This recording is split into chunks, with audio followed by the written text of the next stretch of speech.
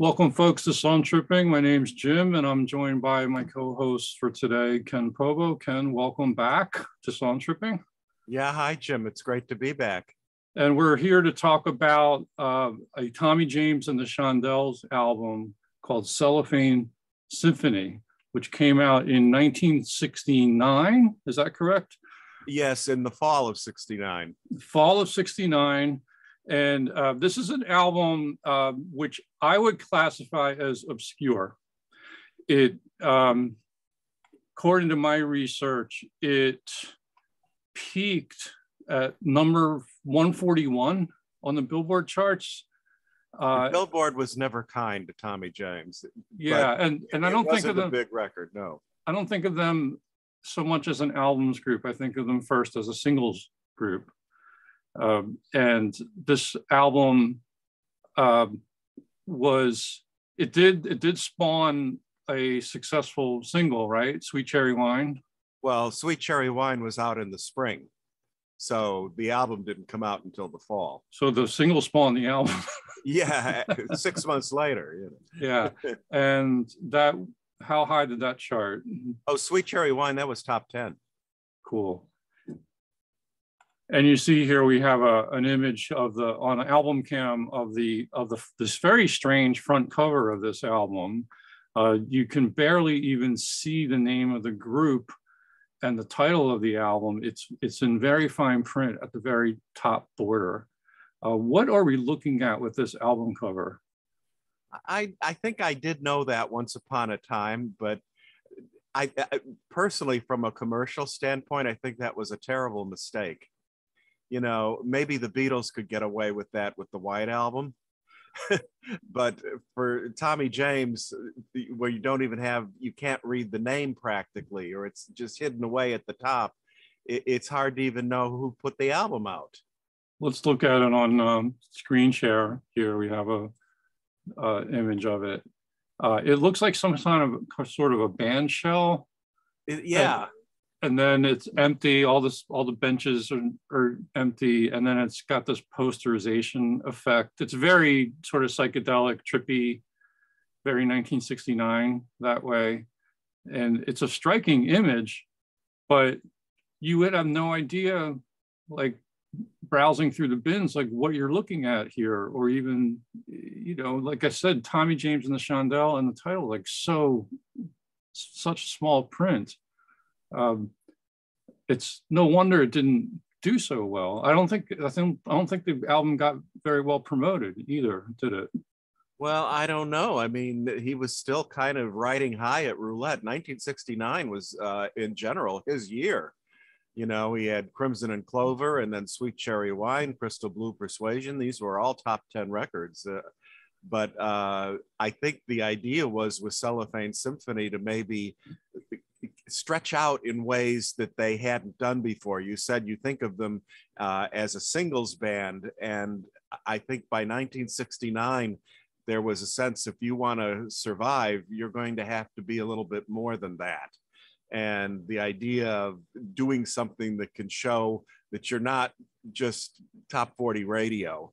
And I think that's where Cellophane Symphony comes in, because it does depart from the things one would maybe be used to with Tommy James in kind of radical ways.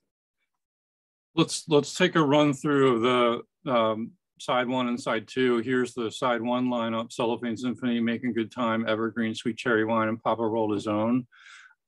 Ken, you are like a huge Tommy James and the Shondells fan and expert. I'm more of a neophyte to this band. Like, I really thank you for exposing me to them, because I just knew a couple of their hits, but I wasn't like into them. I eventually were young when they had in their heyday. I mean, you were super young. You were like, what, 3? Yeah, I mean, I had no consciousness of them at all growing up. It really wasn't. In fact, some of their biggest hits I got familiar with through people covering them, like Joan Jett doing Crimson and Clover, and I think, didn't Billy Idol cover Tommy? Moni Moni. Moni Moni. And Tiffany. Tiffany did I Think We're Alone Now. So I didn't even know those were Tommy James songs until later. I think I just knew like Hanky Panky, and that was about it. But then, you know, like things got filled in for me. But let's kind of just do some quick comments about sort of a track by track interpretation of this album. We start with Cellophane Symphony. I see this, it's an epic length song, 9 minutes, 37 seconds, instrumental, very sort of weird, psychedelic vibe. Lots of, I love the bass on this song, like this kind of sliding, wompy, deep, thrusting bass. And then lots of slide guitar, swirling studio effects. I mean, when I listen to this song, it doesn't sound like Tommy James and the Shondells. It sounds more like Pink Floyd. This would not be out of place on an early Pink Floyd album. Well, and again, it's almost unimaginable in looking at the earlier albums by Tommy James to have a 9 minute and 37 second instrumental. And I mean, it's so different from what they had done before. I love it. And it's one of those things where sometimes I just like to put only that track on and you leave the rest of the album. It can be fun to try to write to it. Because, you know, as you know, I'm a poet, and you almost feel like you're either floating in space or floating on water in some way when you listen to it and kind of just let the oddities of the rhythm just kind of carry you away. And it kind of, there's some really cool organ that comes in about mid to 2/3 of the way through. Like that's a good featured instrument. I really feel like the band is stretching out on this track. And the Moog, the synthesizer. There's a lot of Moog synthesizer on this album, and they were, I mean, some people were starting to use Moogs, but I would think this would be one of the first albums that was using a Moog synthesizer. The Beatles used it on Abbey Road, I know that, but I was surprised to hear it on this album.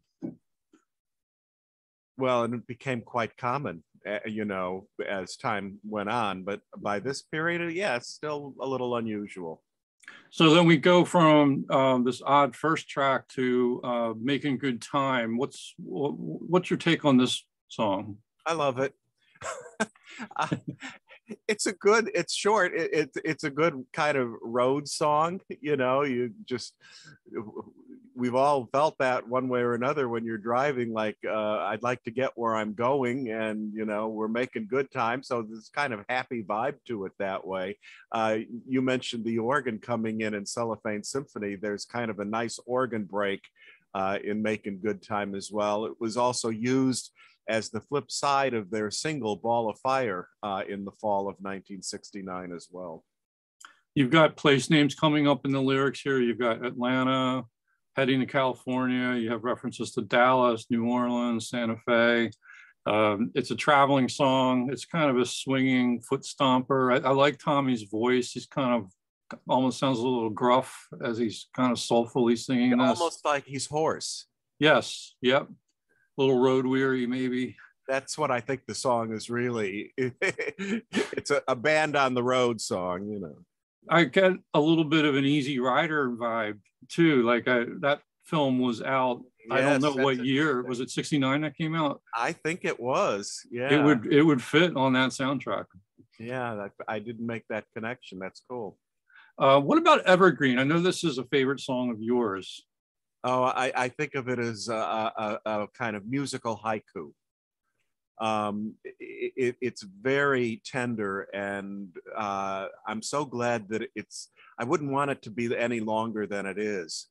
And, you know, where he sounds a little bit more hoarse or throaty on Making Good Time, it's just the opposite that comes on Evergreen. Almost a liquid kind of vocal with there. And it's kind of a meditation, I think, on what endures in a world where much doesn't. You know, when I was looking up the lyrics to this album, I couldn't find the lyrics to Evergreen. I mean, that is how obscure this album has become. It's like you can't find or easily find all the lyrics to all the songs. I was shocked. Well, you think everything's on the internet these days. So I'm going to have to transcribe the lyric at some point. Yeah, that's a shame. It should be. That's one of his nicest, you know, focused lyrics. Then we move on to the single Sweet Cherry Wine. It seems like this Evergreen it blends right into Sweet Cherry Wine on the album. As I was listening to it this morning on the CD version, I would call this like a psychedelic pop song, but it's like a Christian psychedelic pop song. What's the backstory about this? Was Tommy Well, James religious, or? He became a Christian. I don't know if it was right around this time, but you know, like there's the story of him writing Crystal Blue Persuasion by opening the Bible, and he found some image that kind of got the song rolling. And later on, when he went solo in 1971, he had an album called Christian of the World. So, and I think he still holds to those basic beliefs to this day. But the Sweet Cherry Wine is a reference to the blood of Jesus, isn't it? Yeah. Yeah. But And it's kind of blended into kind of a hippie ethos. yes, You know, I mean, because really the song is an anti-war song. right. Only God has the right to decide who's to live and die. Yeah. There's some nice lyrics in this album. I like verse 2. Watch the mountain turn to dust and blow away. Yeah, Oh I Lord, know. you know there's got to be a better way. And the old masquerade is the no soul parade marching through the ruins of time. Again, when you think about the songs that he got famous for early on, that kind of lyric is almost impossible to picture with those earlier songs. I'm not putting the earlier songs down by saying that. It's just in a very different kind of direction. Then we finished side 1 with Papa Rolled His Own, which is kind of a goofy novelty number. What's your take on this track?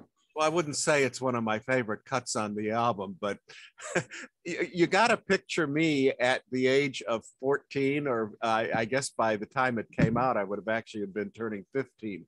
And suddenly there's this song about doobies. You know? And what makes it a little bit more radical is, you know, it's not the kids that are rolling their own, it's Papa. Yeah, it's like, so I think there's some generational kind of stuff going on with that song too.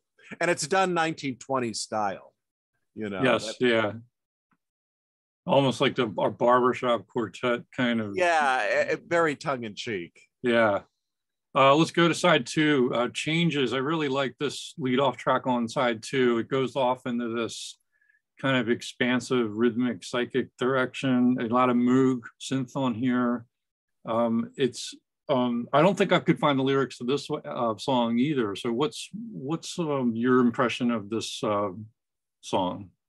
Well, once again, you know, there's the element of Christian imagery that comes in there, you know, Adam and Eve and all that kind of stuff. And I think maybe it's just me, but the Changes is really also about the group. You know, the album is clearly a lot of change going on there. And the album that followed this the album that actually followed this is a greatest hits album, but the next album that wasn't a greatest hits album was called Travelin'. That came out in April of 1970. And that doesn't sound like this album at all. That went in another different direction entirely. So in a way, Cellophane Symphony, the quote changes that we see exemplified in that particular track, I think reflects a momentary kind of different place where the group was. And then we move on to Loved One. This is about the theme of love. What's your take on this lyric? It kind of feels like I would call it almost like a blue-eyed soul psychedelic song. Oh, it's one of my favorites. I've always adored this song. I often thought maybe this should have been a single. I thought that maybe this could have been, but it was used as the B-side of their December '69 song called She. And it got a little airplay in a couple of particular markets, but I don't know. I've often thought, yeah, this is a really nice song. Written with one of the band members, Mike Vale. In fact, you can see in the whole album, if you see Peter Lucia, he was one of the group members as well. So it wasn't just a Tommy James project. The group was contributing as well here too. But Loved One is just very encouraging and it has a lot of that, I don't know, 60s idealized kind of feelings about love and connection. Then we move on to I Know Who I Am. I really like the whacked out absurdist lyrics on this one. It sounded, I was thinking like, it sounds like Tommy's mimicking another singer. He's got this affected voice. And then I sort of realized, is he kind of riffing on Bob Dylan here? What do you think? Well, the imitations that are done, one is of Ed Sullivan. Yes, that's in there. Yeah, and you know, Tommy tells the story about going on to Ed Sullivan's show and Ed Sullivan got the name wrong. So here we are, but we're not even announced correctly, you know. So I wonder if there's some payback going on with that. And then there's where he also imitates John Wayne. Yes. You know, and it seems like a very odd kind of coupling to bring those two into this song. And then the title is I Know Who I Am, but you're imitating other people. It's almost like postmodern or something. It's a cool little track. Then we move on to The Love of a Woman. Oh, I love that one too. Well, that you know, I like the whole album, but that's another one. It seems like it extends out from where Loved One left off. Same kind of feeling of there's this person that kind of transforms you in a very positive way. There's some nature imagery in it about the bluebells of morning and things like that. And it's almost has a kind of grand quality to it. Yes. And then just like we finished side one with a kind of more of a novelty number, we finished side two with a novelty type track on behalf of the entire staff and management. You got to be in the right mood or have taken the right drugs to really get into this song. I do like it though. What I find interesting about it is that it's the end of the album, right? I mean, it's the last track here. And it's also essentially getting to be the end of the 60s. And when we think of the 60s with flower power and, you know, peace and love and all that kind of world that, you know, was represented in many of those 60s songs, you get to On Behalf of the entire staff and management. And the last line is, I hate you. Yeah. And that's how the album ends. You know, after we've had Loved One and Love of a Woman and these kind of positive, but then you turn on a dime and the album goes away with that phrase. It's just basic for people who haven't listened to it. It's sort of about retirement. It's like this person's they've worked for 25 years for the company and then they get a gold watch. It's kind of a satirical black humor, kind of caustic type of song. Yeah, the watch doesn't work. Yeah, and he says, but the watch doesn't work. Fix the watch, please. I was wondering, Ken, when you retired from teaching, was this song kind of rattling around your head in some corner of your mind? Like after 25, 30 years of service, did you get a gold watch? I did not. The arts and sciences gave me a couple of gifts, you know. Nothing was broken. Not really. I don't know if you can see me. Miss Bell is getting up here. All right. Yeah, I guess so. And maybe everyone has moments where they feel like, what was that? My career, you know, I was at Widener for what, 33 years? You know, that's essentially a big chunk of what is going to be and what is my life. But I don't know. I mean, I basically thought I liked teaching. So I didn't feel like I was being shunted away with the gold watch and go away. But that's not true for a lot of people. Right. And in some ways, I kind of feel like it is satirical, but it kind of stands with the people who've spent their lives working on something. And then it comes to just a dismissal. You hear all this laughter on that track, and it's just kind of I don't know what the word is. It's like it grates, like it just makes me cringe. Like, you know, it's kind of like that cringy kind of laughter. Well, I think you feel sorry for the guy in right. the song, and we shouldn't be laughing at what's going on because it's tragic. Right. And yet there's all this kind of, you know, it's almost like party music in the background. We're laughing about this. And so there's a differentiation between those two kind of feelings. Irony, a lot of irony. Yeah, yeah. Yeah. So let's kind of pull it together here and just make some final remarks. Like, do you feel like this album, I know you love the album, but do you feel like it coheres as an album? Are there any themes that you pick up on in this album as you kind of think of it as a whole? Well, we've already mentioned some of the kind of Christian imagery that kind of has moments where it kind of leaps out of there. But I think really what cohere, I think it coheres in its strangeness. You know, I mean, that the idea is we're going to work in a way that we haven't worked before. And, you know, we're going to take some chances with the music. And one track doesn't have to just segue so clearly into another. Like, you know, you can go from Love of a Woman into On Behalf of the Entire Staff. But in a way, that's part of its coherence. Surprise.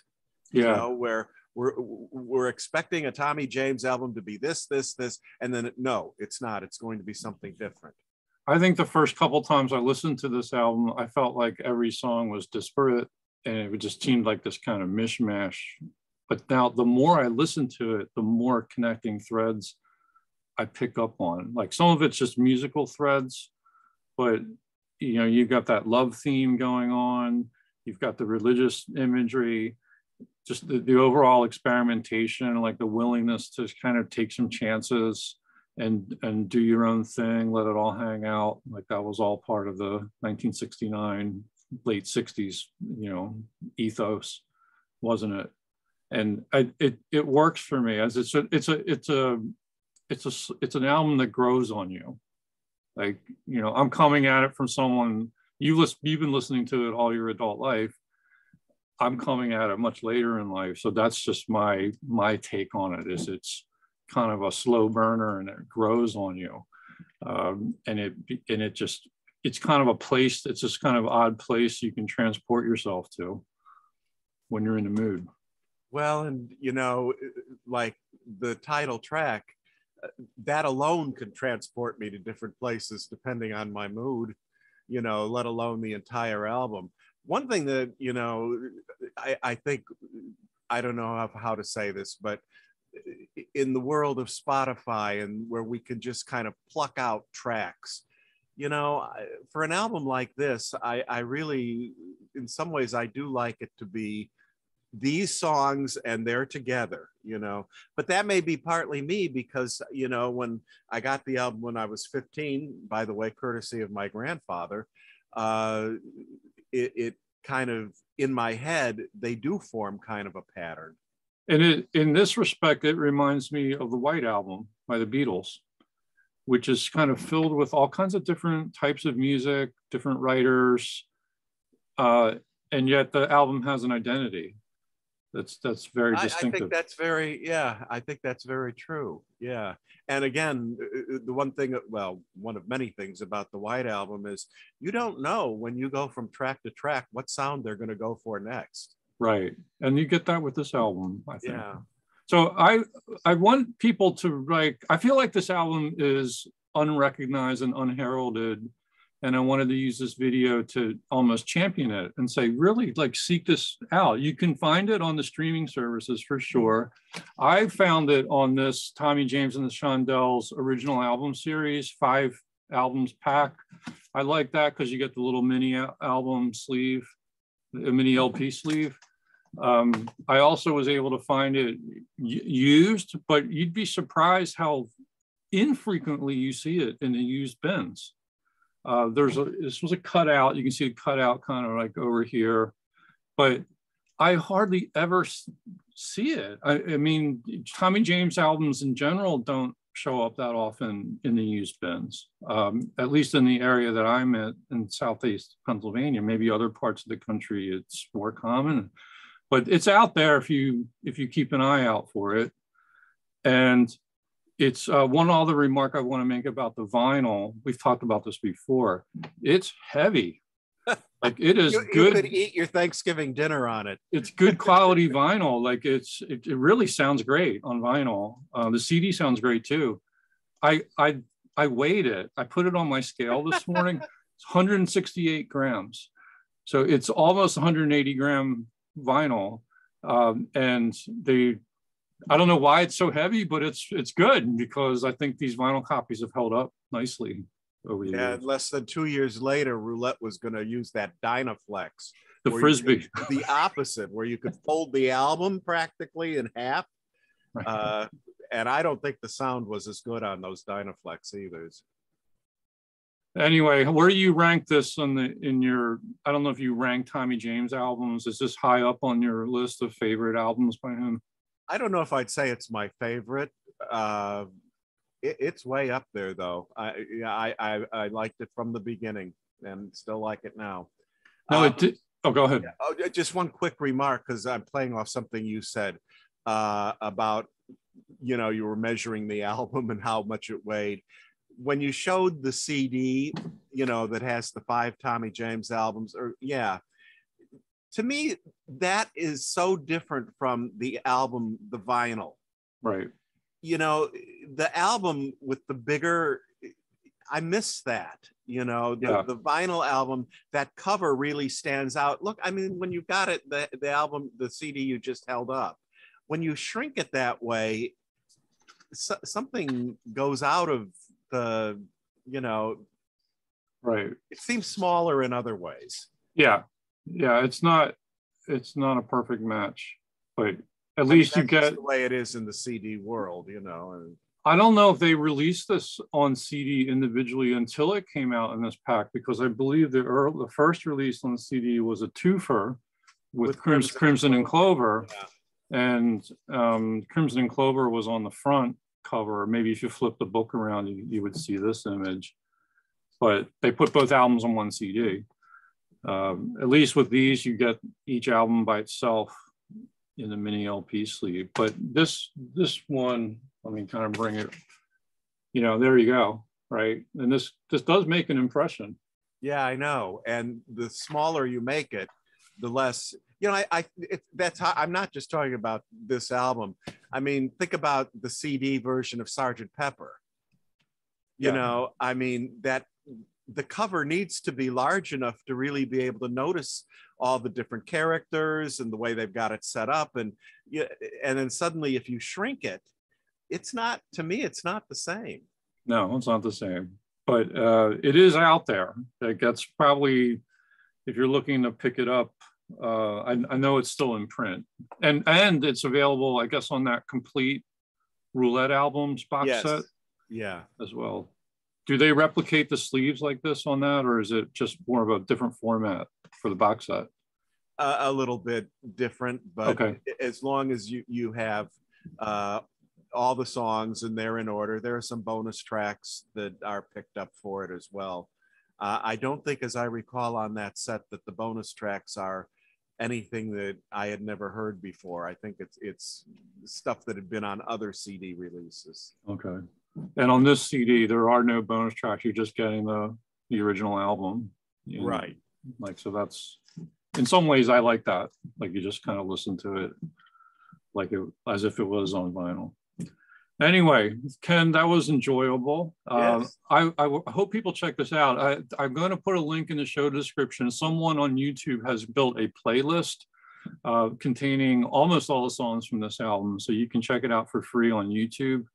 And it is out there on the streaming services like Tidal and Spotify and Apple Music. So thanks for tuning in to Song Tripping. And if you enjoyed this, click the like button, and I hope you subscribe. We'll see you again real soon. Bye. Thank you, Jim. Thanks, Ken.